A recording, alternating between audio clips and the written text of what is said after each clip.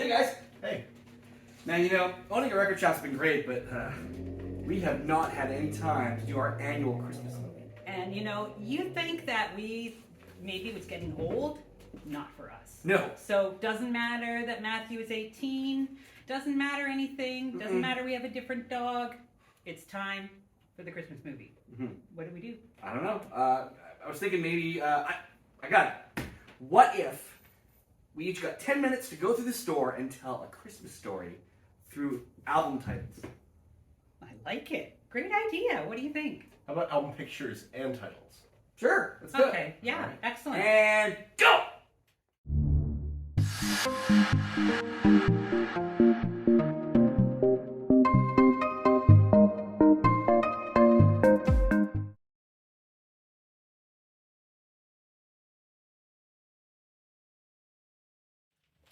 My story is Christmas in the Universe, where we come in peace on a quest to spread Christmas cheer all throughout the universe.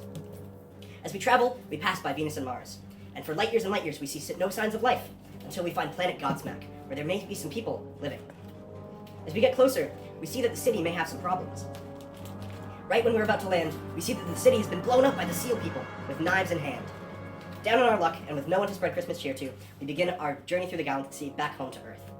As we travel, we encounter Santa Claus as he is on his way to Earth to bring gifts to all the children. Closer and closer to Earth, we see the lights of all the countries and cities lighting up the sky. As we get even closer, we can hear the children singing. We can see Santa Claus, our friend of space travel, delivering gifts to the children below.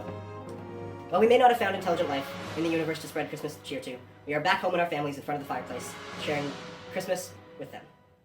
I think I understand this assignment. I certainly hope this is going to be sweet. My Christmas story is called Victory in Review. My friend says, "Hello, Danny. I'm concerned because they need you to shape up your attitudes and ship out your fears about Christmas." Though not a word was spoken, we discovered the medium is the massage. So, a bunch of us went with our friends to go see the Harmonica Rascals play. Let me tell you, sweet little group, these guys. And it wasn't just for Cajuns. It was for everybody, including all. After that, we decided we should learn another skill. So, we studied the art of belly dancing. I realized at that point, this was no time to die. And in fact, it was time for some fuzzy love. Now, as we got closer to Christmas, my good friend Alan Jones and I were wondering, where's the money? Turns out all along, the Oak Ridge Boys and Metro were holding it so that we could go see my favorite band, the Little Drummer Boy, because you know what? That really is the gift of Christmas.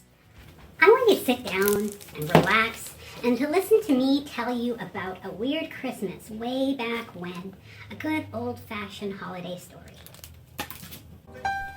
My dad was an insurance salesman, and he, for some reason, thought he was the best-known insurance salesman in the whole world. I don't know how you find that out, but it meant he was on the road a lot, and so it was really exciting when he came home at Christmas time, and we could really spend time as a family, me and my brother and my dad. In town, there was all kinds of good, wholesome, old-fashioned fun happening, and we went and watched everything. On Christmas Day, we would go to the Opera House and watch Olaf play the accordion. It was a big show, and there was lots of acts happening, starting off with Olaf. After him came the comedian, and he was so funny, and he blew up balloons, and us kids cheered. Then Nico Hop came, and he did this multiple personality show. It was really funny, but not very politically correct in today's day and age. Uh-oh. Then onto the stage walked the Pussy Sisters. We kind of didn't know what to do. My brother was staring, and I looked at my dad, and he's like, uh-oh, somebody's got a turned on Christmas. We had to go home right away. He wasn't putting up with that. And he pulled out this record, and he made us listen to it. And my brother and I were like, Dad, we don't need to, stop. But he's like, you gotta learn. And we're like, no. He's like, no, there's more. There's gender identity. You gotta learn about that. Pronouns, all that stuff. We're gonna talk about it. There's loose women. My mother looked at it, perking up, but my dad looked at me, and I'm like, I'm not one of these loose women, Dad. Finally, he said, we gotta talk about and smut and God, please. We've heard enough. We are exhausted. We're pooped, Dad. We don't want to hear about it anymore. And so he said, okay, that's fine. And we went and had a little rest. And he said, okay, it's time to go do something else fun for the holidays. And sometimes you just want to go where everybody knows your name. Because everybody's welcome at Mrs. Mill's party. Cheers and have a very Merry Christmas. What'd you think? Wow. That story took quite a perverse turn. Well, I know your dad. You know what I learned? I didn't know he was an insurance salesman.